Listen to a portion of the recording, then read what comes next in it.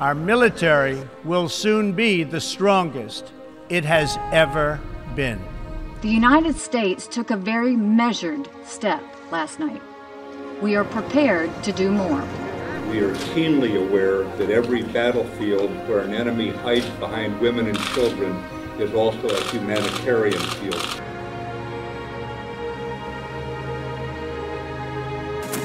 It's been 7 years since the deadly conflict in Syria erupted, and there seems to be no end in sight. US-led coalition airstrikes continue to pound Islamic State targets in the war-torn country, a battle that appears to be the most lethal for civilians. We found that the US strike on a mosque in northern Syria killed at least 38 different individuals. The US government really failed to understand the nature of their target. UN war crimes investigators say that from March to June of last year, US-led coalition airstrikes killed at least 300 civilians in the ISIL stronghold of Raqqa. Civilians are caught up in the siege under oppressive rule of ISIL while facing the extreme danger associated with movement due to excessive airstrikes.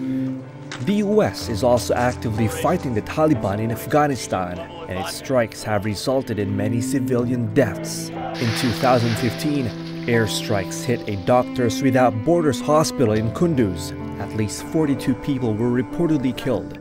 Washington called it an accident. Then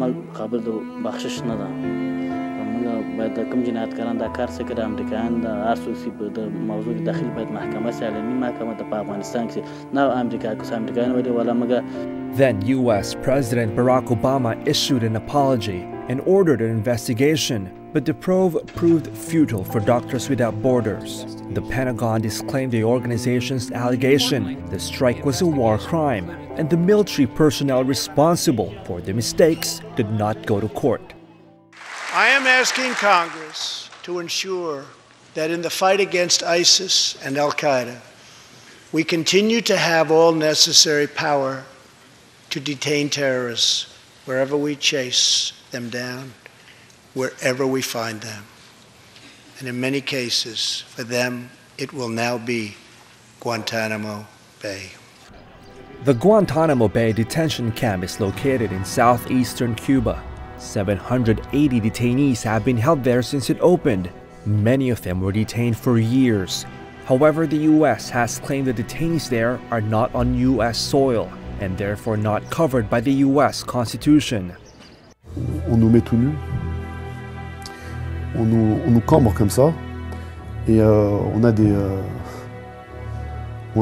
comment dirais-je, on se fait violer. C'était filmé, donc il disait ok, il lui dit un terme en anglais, donc il dit ok.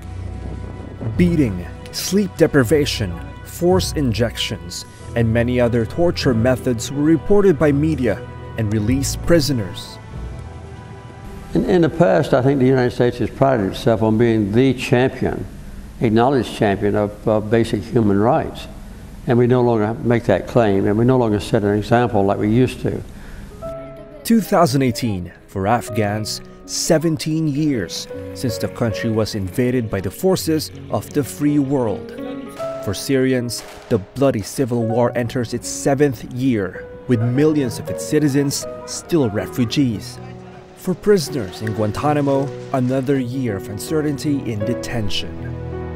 For the marginalized and the dispossessed, caught in the crossfire of America's wars, there's little comfort and still no light at the end of a long, dark tunnel.